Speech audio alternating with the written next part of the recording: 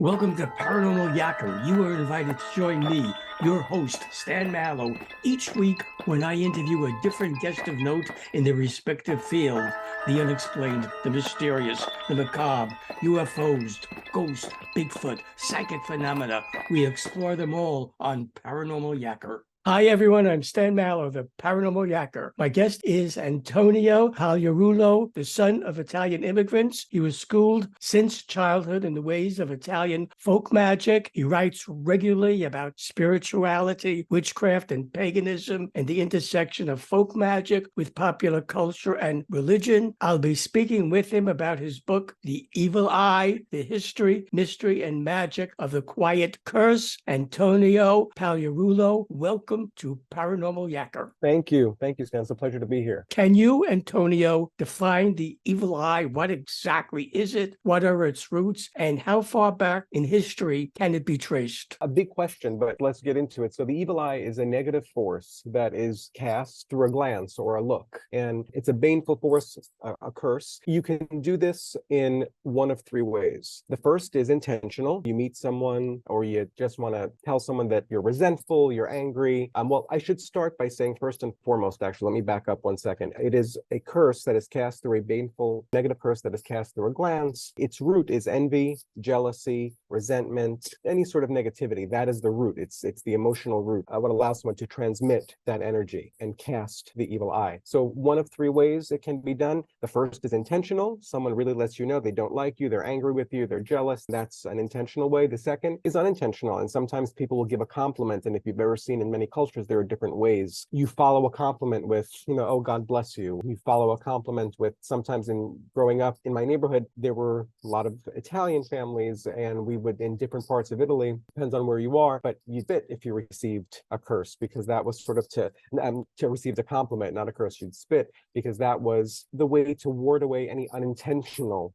sort of negativity that someone who said, oh, what a beautiful car, or what a beautiful house, or you look good, and they may be harboring some sort of subconscious, negativity. And so it's an unintentional thing. And that's why you have things like knocking on wood, or some people, will do horn, the gestures in their hands, or they'll spit. So that's the second way. The third way people often get the evil eye is when they boast. They talk too much about something. They air their good fortune and their good plans to the world. And that's probably the one that most people get confused about, because, the truth is we all have to live lives, right? And if you want to speak about your achievements, your family's achievements, you want to speak about the good things in life, and you don't want to be paranoid, but you have to be aware of what the evil eye is. And once you become aware of it, you understand that, yes, you can speak a lot about great things and good things, the wonderful course your life might be on, or anything like that, the achievement, the award, the scholarship. You want to share that good news with people, but you have to reach a certain point where you say, what, enough is enough. I always tell people,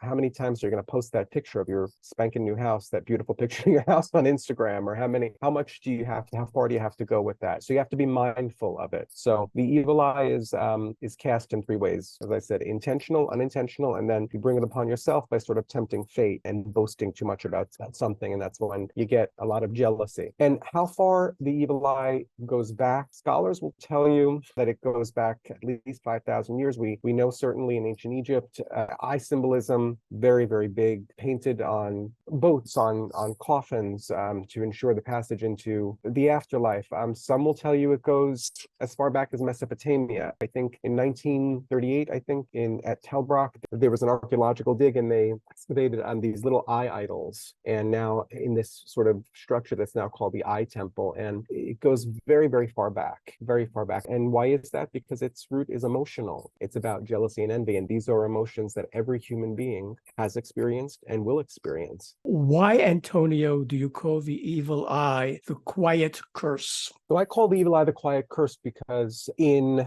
many ways, in paranormal circles, or in just someone says, oh, this person's a magical practitioner, or someone will say, oh, do I have a curse on me? Over so many decades, generations, we as a society have been sort of shown these pictures of what a curse is. And if you think about a curse, you picture a person at an altar with different candles burning, and there's hair, and there's blood, and there's fingernails, and there's skulls, and all this sort of stuff that Hollywood has tried to tell us is a curse. And that actually a lot of that is true. Practitioners do cast those kinds of curses, but it takes a great deal of effort and timing and specific ingredients in some cases to cast that kind of curse. The evil eye is a quiet curse because anyone can cast the evil eye, and sometimes it's done without their knowledge. It's quiet and it's insidious because it is a supernatural phenomenon, I always say, that has a very natural source, and that's emotion. Anyone, you get riled up, you get jealous, and I always say my book is a friendly reminder about a very unfriendly topic, because most people do not want to talk about jealousy, envy, resentment. These are emotions and feelings that we will all feel, and we have likely, I mean, most of us, I think, have been on the receiving end of someone's jealousy, of someone's resentment, of someone's anger, for whatever reason. Anyone can cast the evil eye. You don't have to be a magical practitioner. You don't have to know about the moon timing. You don't have to know about,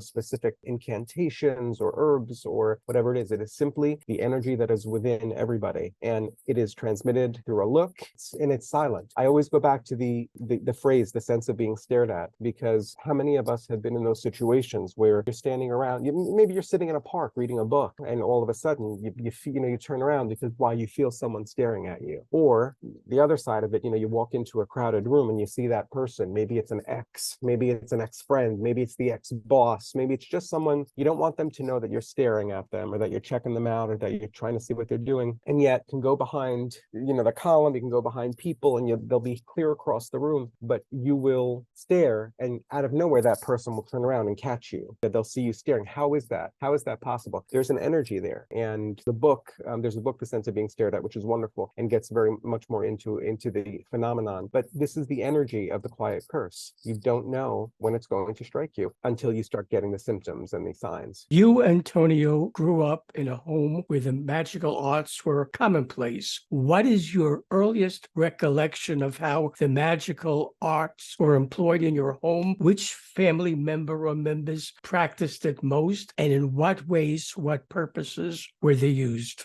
My grandparents, my maternal grandparents, lived downstairs. I grew up in the Bronx in what you would call a two-family house. We lived upstairs. My grandparents lived downstairs. So there was not really a separation, sort of like one big house. My earliest recollection, just going into my grandparents' apartment downstairs and seeing bowls of water, like on the kitchen counter, on the table, on here. And I just remember looking at them. My grandmother would say, "Don't touch that, leave it alone." And I remember just also seeing her fill the bowl with water, moving her mouth silently because she was reciting an incantation, and filling a spoon with oil. Those are the earliest memories, and watching her still recite the incantation, then dip her finger in the spoon in the oil and drop the drops, and then steady, and then say something else. These are the memories that I have. And my grandmother was very much in the town in which she was raised. She was one of the people who had been passed on from her own mother, these incantations to diagnose and snuff out the evil eye and that negative energy. And people would call the house all the time. Neighbors would knock on the door. People would call from different states. It's, in Italian culture, it's very well known. It's called Mallow, and that's the evil eye. So those are my earliest memories. My grandfather was very big into hand gestures. He believed very, very much. If I remember a very early memory, I had a terrible, terrible sore throat, and he was sitting in his chair. I was standing right in front of him, and he would instruct me on what areas, how to make these hand movements. And I would have to press my finger to this part on my wrist, and he would say that this would create healing or would banish the negativity. And today we say, this is folk magic. And they grew up in a very small town in Italy. He did everything according to the phases of the moon. He made wine in the basement of our home. He did this according to the phases of the moon. All of the planting, he did, the garden. We have these outrageous tomatoes and basil and all this stuff. He did all that according to the moon. He also moved the huge jugs of wine up further on these shelves according to the moon. And looking back, it sounds there are a lot of what we pagan sort of things that we would say, and yet my grandparents were devout Catholics. You would never walk around calling them witches or even to them, they not magical practitioners. They were doing just the things they had been taught and they had been raised with. They were for healing and for, in some cases, for prosperity and in many cases for protection. So I have so many early memories of that. They're just ever present. They're always there. If a person suspects that whatever negative things are happening to them is the result of someone putting an evil eye curse on them, is there any way they could find out who that person is? In the book, I do give a couple of techniques about how you can find out who's giving you the evil eye. And you can discern two ways in which I was taught. I wrote about in the book. I think I included two ways. I was taught a couple of more, but I included two of the most specific ones. There are rituals that you can do. They're very simple, and one will tell you not who specifically did it, but it might indicate a man. Another one might indicate initials when you sort of will see things with regard to candle wax and water. Some will give you signs that you can then decipher. And another one I spoke about, or I've at least, I don't know if I've written about it, but I know I've spoken about it before. Cloves and that pop in a candle flame when you're reciting people's names. There are many ways that you can figure it out. There's nothing that's going to give you a 100%, oh, their name just appeared in the water kind of thing, or something that specific. But just with some real concentration and some attention, even with the methods that I include in my book, you'll be able to figure out who, most of the time, who gave you that evil eye. And a lot of times, this is something that they're not comfortable with, because sometimes you have to face the fact that it's someone you're very close to, someone who you think wants the best for you, someone who you think they want me to be living my best life. Maybe it's your friend, maybe it's your family member, maybe it's your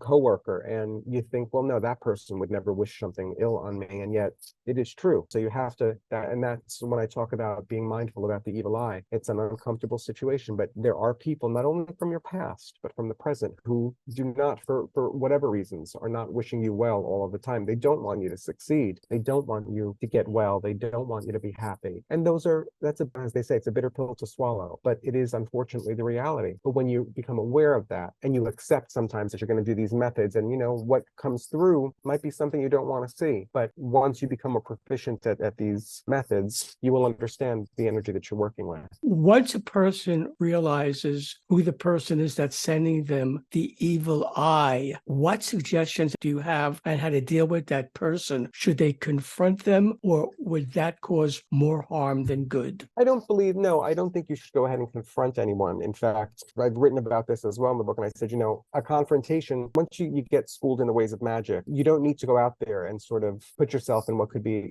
a dangerous situation or an uncomfortable situation. Once you know and you get the idea, or sometimes you'll see it clearly in someone. Sometimes that person will actually let you know that they don't like what you're doing, or they're envious. But whatever the case, I don't ever recommend going forward and saying, oh, I know you did this to me. I recommend turning to the magic, because that you do from within yourself, in your own space, at your own altar, at your own kitchen counter, wherever you're doing your magic becomes your altar. And that's what folk magic too is about. It's what people had at the time. When you recognize that you can diagnose the evil eye, you can spot signs or symptoms, then you can do the rituals that will confirm whether or not you have it. Once you get into that, you don't feel the need to go ahead and necessarily confront someone, because you turn again to the magic. Now it's here, I have it, now I'm just going to remove it. And there are many methods and many prayers, many incantations, many spells, many methods that can remove it. That empowers you. Once you become proficient or learned that, you transcend the need to kind of go ahead and confront someone. And if someone does become sort of a chronic problem, there are methods there, magical means that will help you deal with that as well, in terms of keeping their negative energy at bay. It's all about learning that. You can do it all with your own will, your own hands, your own mind, your own counter, your own altar, everything. It can be done on your own. And that's extremely powerful. Talismans, amulets, and various types of jewelry have been used to ward off the evil eye. Which ones have been found to be the most effective, and how would they be used? Oh, the amulets and talismans. It's a huge topic, and I probably could do 3 books on just amulets and talismans. But the ones I've written about, it's a selected number of talismans. And then let me just say, people use the terms amulets and talismans interchangeably, and I do tell people that an amulet is something that keeps negativity at bay. It's more in my mind for protection. A talisman is something that draws sort of good luck to you. You think of a rabbit's foot or a four-leaf clover or something, that's more of a talisman. When you think of the horns, or the cornicello, or the monocornuto, or the different, the nazar, that's very, very popular, the hamsa, these are more in my mind amulets. The popularity of amulets I think they've always been popular, but the popularity has surged in recent years, especially with what people call evil eye jewelry. And when people say, I'm putting on my evil eye, and it's the blue and the white and the black diamond, that's actually called the nazar. They are all immensely powerful.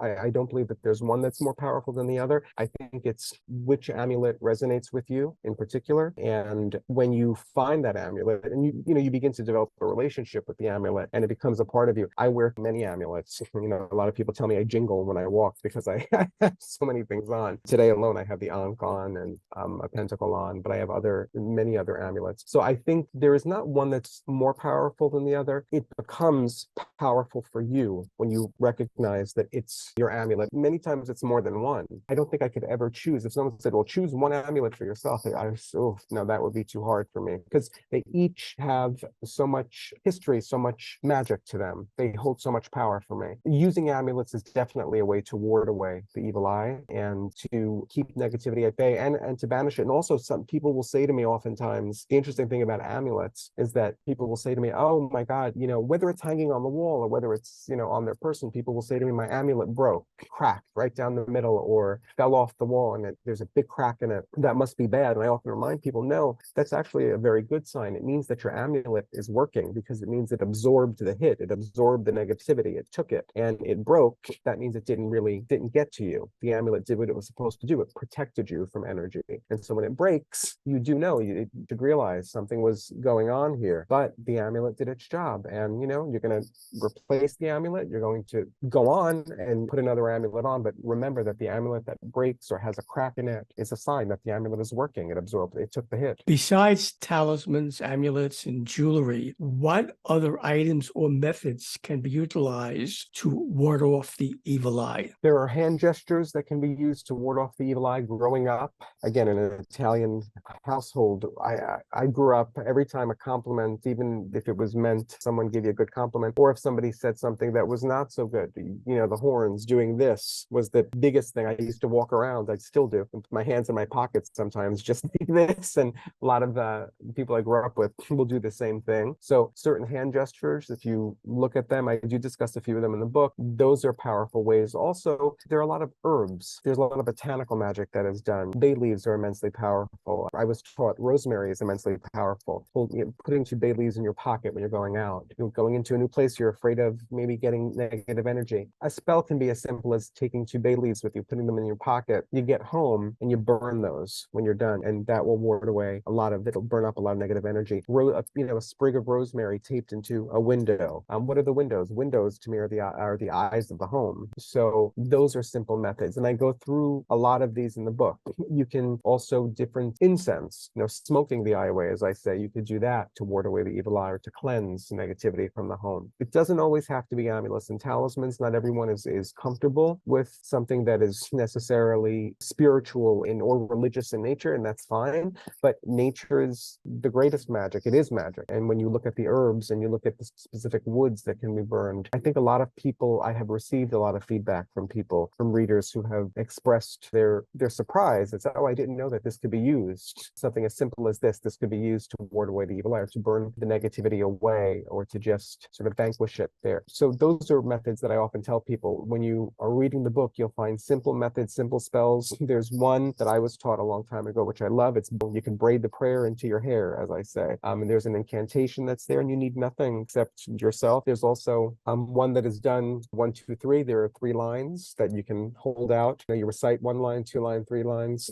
and that right there will ward away negativity. So a multitude of things. If you have the evil eye and you want to become proficient in warding it away, a lot of ways. The evil eye, in one form or another, is found in the folklore, superstitions, and belief systems of various cultures. What are the similarities and what are the differences on how these diverse cultures look at and use the evil eye? So many cultures. When I was doing the research and interviewing people, someone said to me he was traveling and he didn't speak the language of the country he was in, but the one thing that someone understood is when he asked for he had an amulet around his neck, and he asked someone where he could buy one, and he sort of pointed to the amulet, and they realized, and they started speaking, and then someone came in and said, oh, you're talking about, and then they realized they were talking about the evil eye. So it's something that is ubiquitous, and it's in so many cultures, so many countries around the world, and it has, like I said previously, tremendous history. It differs in many ways. Growing up in an Italian-American household, we learned about diagnosing the evil eye with oil and water. I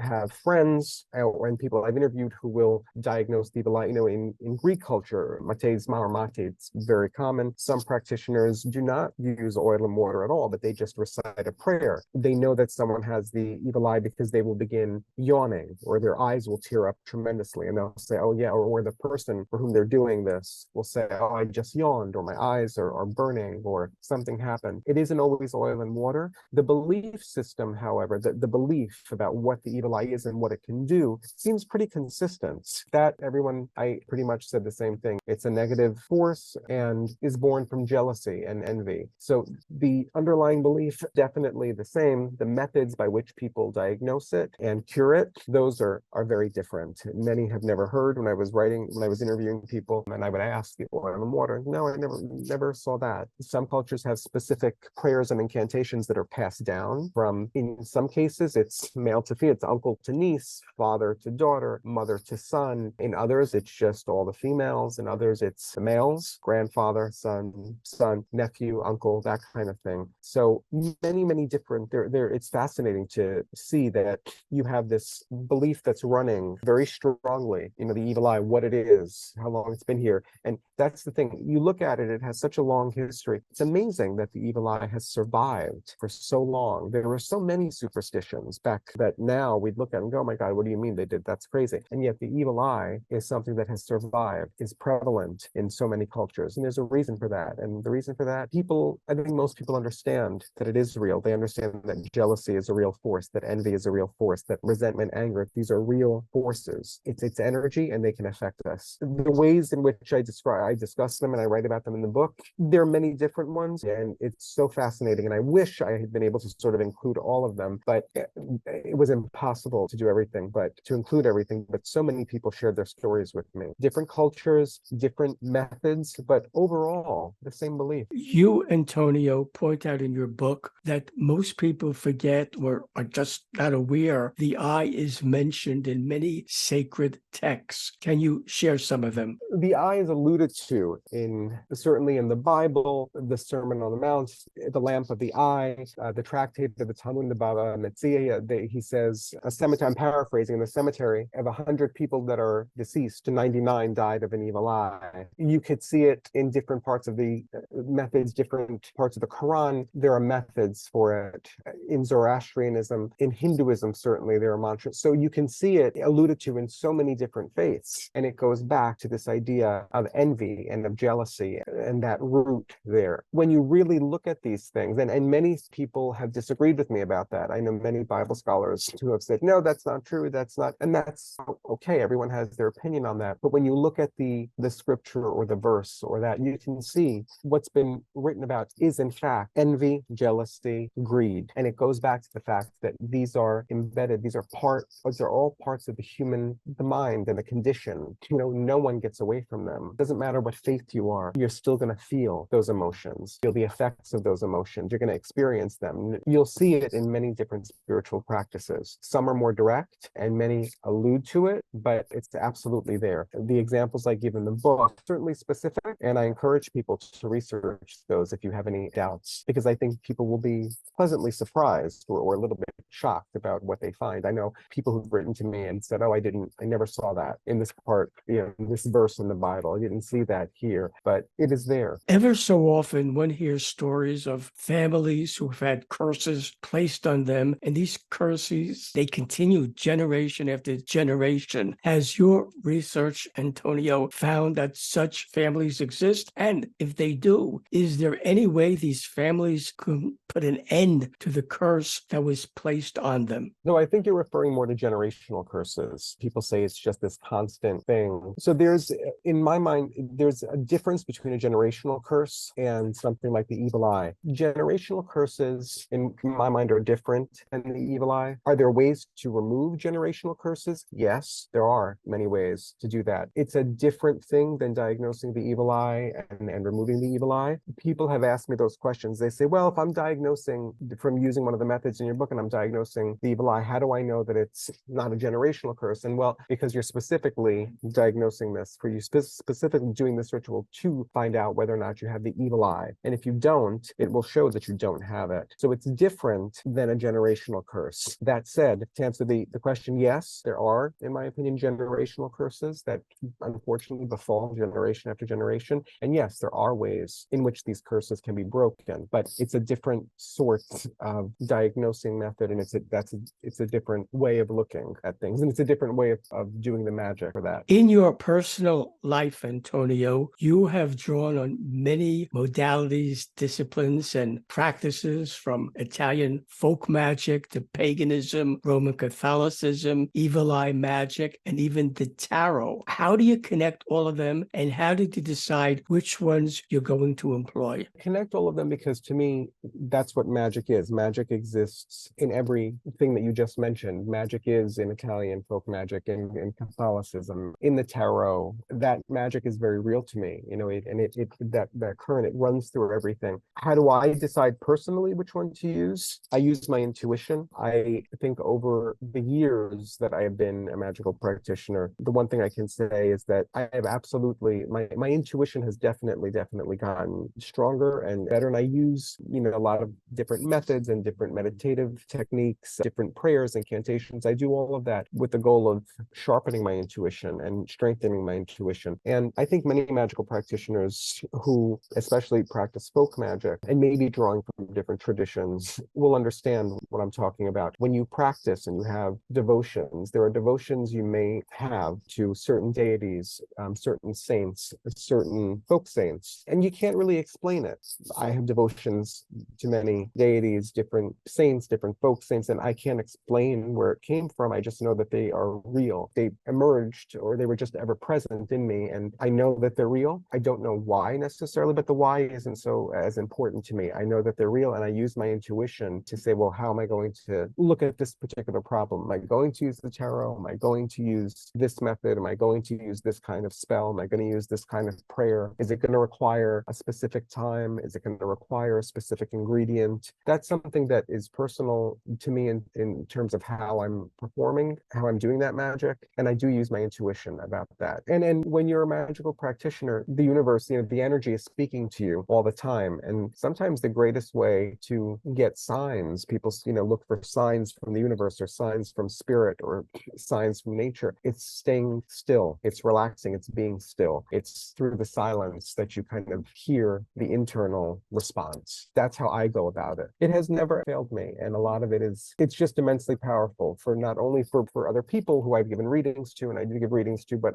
even for myself. So I listen to my intuition, and that's the strongest thing for me. And I strongly encourage people to listen to their intuition and to hone it. Should viewers of Paranormal Yacker want to buy The Evil Eye, The History, Mystery, and Magic of the Quiet Curse, how can they do it? The book is available pretty much everywhere. It's available on Amazon.com. It's in Barnes & Noble. It's available in many, many independent bookstores. Your local occult shops will have it. It's available just about everywhere. So you decide how you want to purchase it. If you want to support your local bookseller, certainly you can ask your local bookseller to order it. You can also buy it directly from Wiser Books. Many, many ways. It's not difficult to find at all. Antonio Pagliarulo, I thank you for being my guest on Paranormal Yacker. I enjoyed yakking with you and wish you much success with your book. Thank you, Stan. It was a great pleasure to be here, and I look forward to doing it again. Hi, everyone. This is Stan Mallow, the Paranormal Yacker. I hope you enjoyed the interview you just watched. To be sure you're amongst the first to receive new interviews when they're released and to have access to previous ones, subscribe to my free YouTube channel. To do that, all you have to do is press the subscribe button on your screen.